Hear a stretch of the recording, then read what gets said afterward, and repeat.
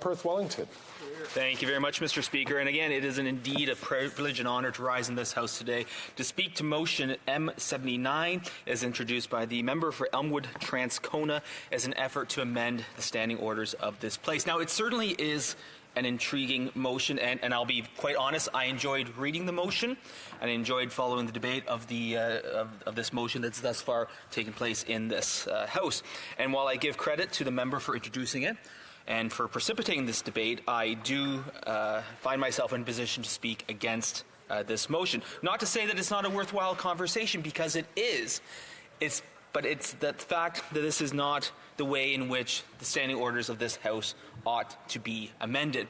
As I've said in this place and elsewhere in committee, at the Procedure and House Affairs Committee, changes to the standing orders should only be done after a broad consensus has been found among the recognized political parties. In this case, that consensus has not been found. I would point to my own opposition to this, to the March to May 2017 standing order standoff in the Procedure and House Affairs Committee, where at the time my friend from Waterloo was the government House leader and tried to unilaterally force massive changes to the standing orders of this House to the opposition of Conservative Bloc and, I might add, NDP members of Parliament. In fact, we had a full consensus among opposition parties in opposition to those. Now, members will know that this isn't the first time that there have been actions precipitated to try to unilaterally amend our standing orders. Certainly, members of the Liberal backbench tried to do so with Motion 231 in a previous Parliament, where they were upset and frustrated by years of Liberal leadership preventing them from speaking their minds.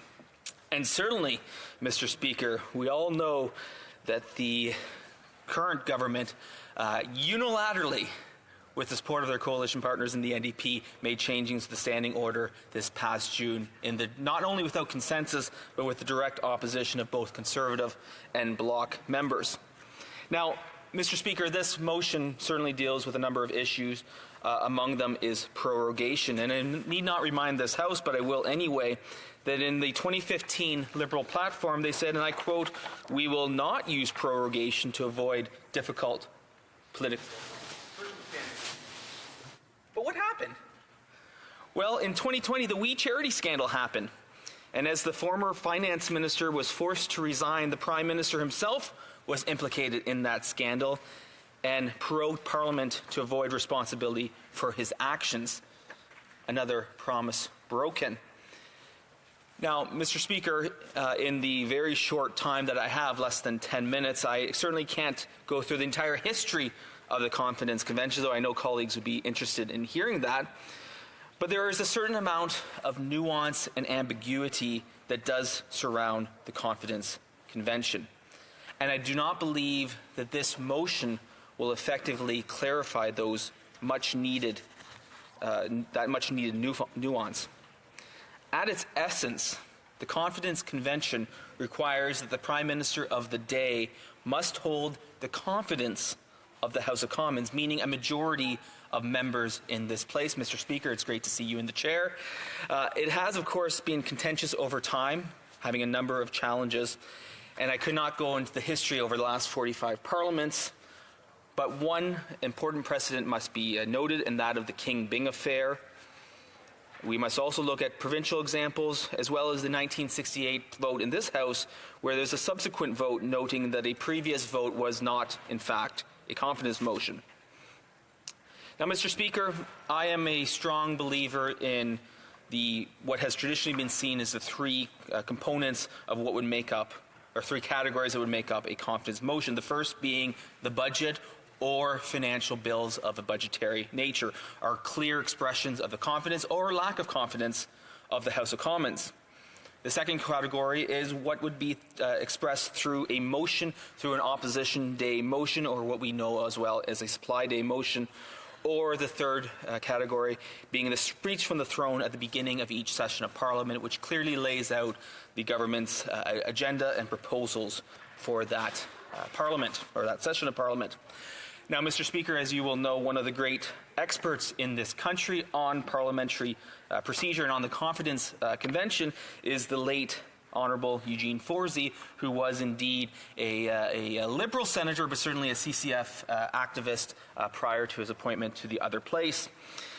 And in his report, which he co-authored with G.C. Eglinton, which is entitled Question of Confidence in Responsible Government, the great Eugene Forsey, wrote this, quote, "Once in the standing orders, a convention would suffer from the worst of all defects. It would be inflexible and cast in one form of words, but would not be enforceable by the courts. We also beg to doubt whether it would be constitutionally lawful under Part 5 of the Constitution Act 1982 to state many of the conventions and standing orders of one House of the Parliament."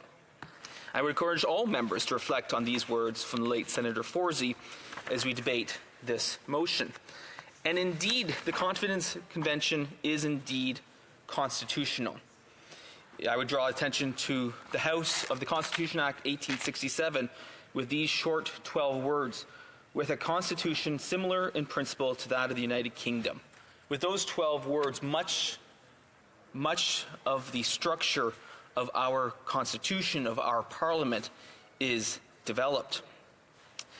The standing orders, however, are a matter of procedure, not necessarily constitutionality. In this place, we rely on a number of authorities to guide the procedure of this House. And I would draw the House's attention to Bosque and Gagnon at page 49, where it is written, "The Speaker does not decide what constitutes a matter of confidence. Successive Speakers have stated that it is not for the Chair to interfere to prevent debate or a vote on a question relating to the issue of confidence, unless the motion is being put forward is clearly out of order on a procedural grounds." So we would be asking through this motion for the Speaker to enforce a standing order relating to confidence, at the same time not deciding what it would constitute a question of confidence. Similarly, Mr. Speaker, as you know, we all have our favorite authorities in this place, and my personal favorite is Beauchene's Parliamentary Rules and Forms, 6th edition. And I draw the House's attention to paragraph 168, where it's written, "The determination of the issue of confidence in the government is not a question of procedure or order and does not involve the interpretive responsibilities of the Speaker.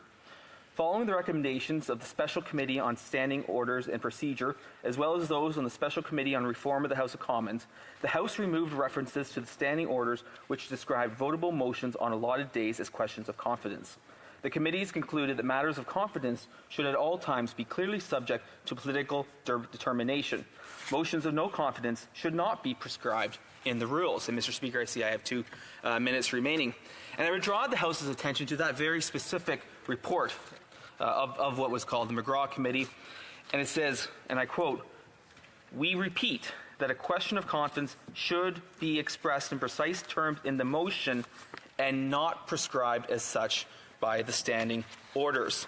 I agree with the work of the McGraw Committee, and I agree with the determination that this is inherently a political decision, a political matter, and not one that ought to be left to the determinations of the inflexible standing orders. Now, Mr. Speaker, I would note as well, if we're talking about prorogation, the rules that already exist related to prorogation aren't being followed anyway. As colleagues will know, following the last prorogation, the Procedure and House Affairs Committee undertook a study of that prorogation. And at every single turn, the Liberal government prevented us from having a meaningful report on that matter. In fact, if memory serves, Mr. Speaker, and memory does serve, the Liberal government filibustered that committee for 100 days to prevent us hearing from the Prime Minister, who was the one and only person who knew in his own mind why prorogation happened and was unwilling to do so. So, Mr. Speaker, I respect the honourable member from Elmwood Transcona bring forward this motion, because it is indeed a debate that must have, and perhaps I would enjoy a conversation with the member in another venue, perhaps over a hot coffee or a cold beverage, to discuss this matter further. But I would repeat the words of the late Senator Forsey, quote, "Questions of confidence and their definition are best kept out of the standing orders altogether." Mr. Speaker, I thank the House for its time. Thank you.